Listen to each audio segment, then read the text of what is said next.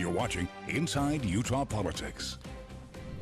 Time now to debate some of the big stories of the week with the Inside Utah Politics panel. This week we have Representative Carol Spackman-Moss and Senator Jake Andrig. Thank you to both of you for being on the show. Appreciate it. It's good to be here. Let's start with COVID and back to school. As you know, the Utah Department of Health unveiling its recommendations. Some of the main points I really want to hit on. One, wearing masks indoors and everyone 12 and older getting vaccinated. Representative, you have a background in education. Let's start with you.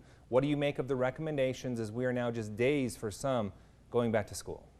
Well, I think we should follow those recommendations, but in particular, we should be looking to our county and local health departments. For example, all 5 superintendents of school districts in Salt Lake County have agreed to follow Dr. Dunn, Angela Dunn, who's now with Salt Lake County. She's the head of the health department. Her recommendations and act together so there is no variation between school districts, including charter schools. So if they make a determination that masks should be required, all the districts in Salt Lake County will follow. Senator, your thoughts on the recommendations? Well, I think the goal is to make sure that we are keeping people as safe as possible. You know, the principle of teach them correct principles and allow them to govern themselves works to a large extent, but what we're concerned about on the Republican side is a one-size-fits-all type of policy. The last time we did the mask mandate, there were areas like Paiute County or out in Vernal and Duchesne where we were 6 months into it and they hadn't had a single case and everyone was still having to wear masks. So I think that we're in favor of trying to keep everybody safe, but we want to make sure that the local control, that they can then respond to the situations in their own areas is important. Representative, so far we're talking about recommendations. As you know, the legislature passed a rule that would keep districts from enacting a long-term mask mandate. They could do a short-term one. But do you believe local districts should have more power to go ahead and say, yes, we are mandating masks? Yes, it's exactly what the senator said. We should look at the conditions in that area, in that school district, and they certainly vary. And in the more highly populated districts where you have higher transmission rates, we ought to be looking at the science and following that. But I think the legislature really did tie the hands of local officials and school districts to do what they really need to do to keep kids safe. Most of all, we want kids to be able to attend school in person. We know that's the ideal situation. And I think parents and teachers all agree that that's what we should do. But if it takes masks to make it safe for all kids, that's what we should be doing. Senator, there did come times last year where school districts, Salt Lake City School District, for example, seemed to clash with the state legislature. So how do you see that playing out with the new guidelines this year? Well, so the guidelines are just that, guidelines. We passed House Bill 1007 during the last year's, one of the last year's special sessions, which basically removed the local school boards or local school districts' ability to mandate the mask. What it did is it shifted it to the local health department. The local health department, in consultation with the local school board, still has the authority to exercise a mask mandate if they feel like it's warranted in their area. So it's not that that's completely gone away. Mm-hmm. I think that the recommendations are trying to help everybody make good choices so that not only for themselves but also for the people that they interact with in the community, especially in the schools. Senator, it's my understanding though that they can only do it short term and that the legislature could overturn it if they choose to do so. So do you see problems arising again this year? That's your understanding is actually not technically correct. The local school districts can do it for short term.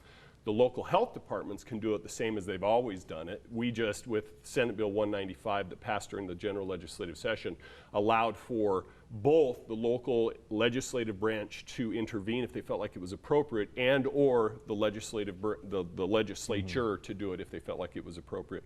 And you'll see with Salt Lake School District last year, when they made their choice to do it, the legislature chose not to intervene. Representative, your final thoughts on this topic? Well, I'm not sure people know, but public health departments have always had the ability to close schools if there's some kind of an outbreak, whether it's measles or any kind of communicable disease, and they still have that authority. And we hope that doesn't happen, but we should always follow the science, not let the politicians make those decisions, but the science and the medical specialists, and let school districts do it for their area. Exactly what you were saying about Salt Lake District. They had a different level of transmission than other school districts. That's what we should follow. We should have local control and give them more latitude. All right, I want to move on to another issue similar to this, though.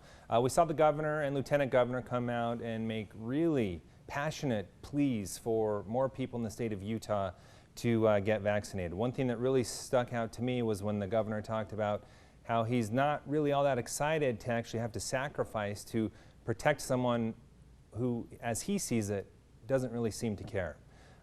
Senator, have Utahns made up their mind on this, and what kind of an impact are messages like that from the governor going to have?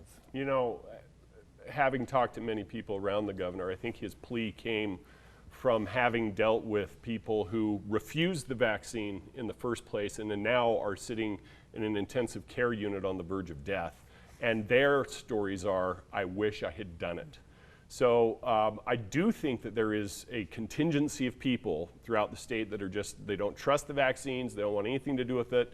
And no matter what the state does, they'll dig their heels in. We've been vaccinated in my house, and I'm not a big fan of it, but we did it. And I also had COVID, so between the vaccine and the immunity that I got from getting COVID, I'm as bulletproof as you're gonna find. But even then, this is a virus that is so new. The novel component of this, we just don't know what the next variant's gonna be or how it's going to interact within our public. And we've got to do what, really, I think the governor's right. We've got to do what we can to get as many people to choose to see this as a legitimate threat and to take affirmative action on their own accord. But I hate to say it, there are going to be those that are just, they're not going to drink the water. You can bring the horse to the water, but he's not going to drink it. Representative, your thoughts on what we heard from the governor, lieutenant governor, and others during the week? I really don't know how much impact it will have. I find those people that we call anti-vaxxers in this particular case to be so dug in. And they seem to be not only dug in, but strident about it and relishing it. I see that on social media, and those constituents of mine who've written to me expressing their disdain for it, no matter what I say, they generally are just adamant. So I don't know, but we have a Delta variant now that is highly transmissible, and we really are not, we're not out of the woods in this pandemic. And I wish there was some way to convince them, and sadly, it probably will take someone in their family getting very ill or even dying to change their minds. Senator, do you see any solutions potentially from the legislature? I mean, is this wouldn't necessarily be a legislative thing, but could we start seeing vaccine passports and other things that really could require vaccination? Well, I don't want to be disparaging of anybody, but common sense isn't common. And the reality is I just don't think that the legislature, we can pass whatever laws we want to, but unless we're going to forcibly go in and grab someone and get them vaccinated, which I would not support, I just don't see any way of us coming up with a legislative solution that's going to actively solve this issue. I think the better approach is probably through persuasion, through telling the stories of these heartbreaking, heart-wrenching stories of people who really said, no, I'm not going to do it, and now are finding themselves with a dead loved one, which is just horrific. Okay. I want to get on to another topic real quick, and we're running out of time. The eviction moratorium, it was extended by the CDC. Representative, your thoughts, was that the right move at this time? Yes, but you know, we're not sure if that will stay, depending on the courts. But I think people should, here in Utah, need to look at local resources, because there are still many. For rent assistance, both on the state level, Salt Lake City has that. You can notify someone there, or you can get in touch with me or with a senator, and we can direct you to the right place, because there is money available. So we haven't heard a lot from people here in Utah that are getting evicted. Yeah, I've heard from, you know, those organizations that represent landlords, and they seem pretty happy with how it's working here in the state. Senator, this is something you've been working closely with affordable housing. Your thoughts on how things are playing out? We have about 30 seconds and we'll let you finish this up. I would just say that I think we've done it better in Utah than many other places throughout the nation. Now that the moratorium, well, there's two things, right? Because the moratorium was extended by the CDC. I don't know that they actually have the authority to do that. And so I would expect some sort of legal challenge, probably at the district level or up to the Supreme Court.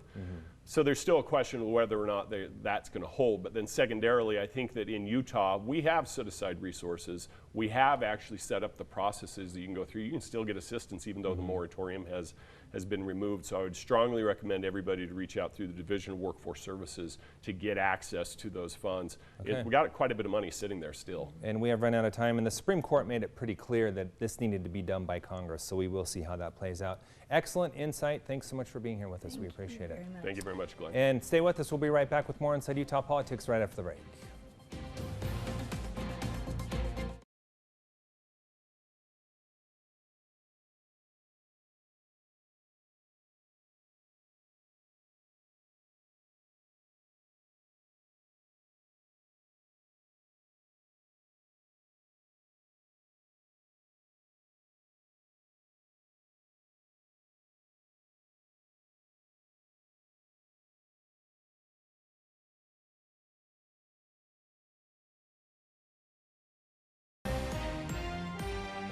We leave you now with a look at what's on the radar in the world of politics. As we mentioned earlier in the show, the municipal election is this Tuesday.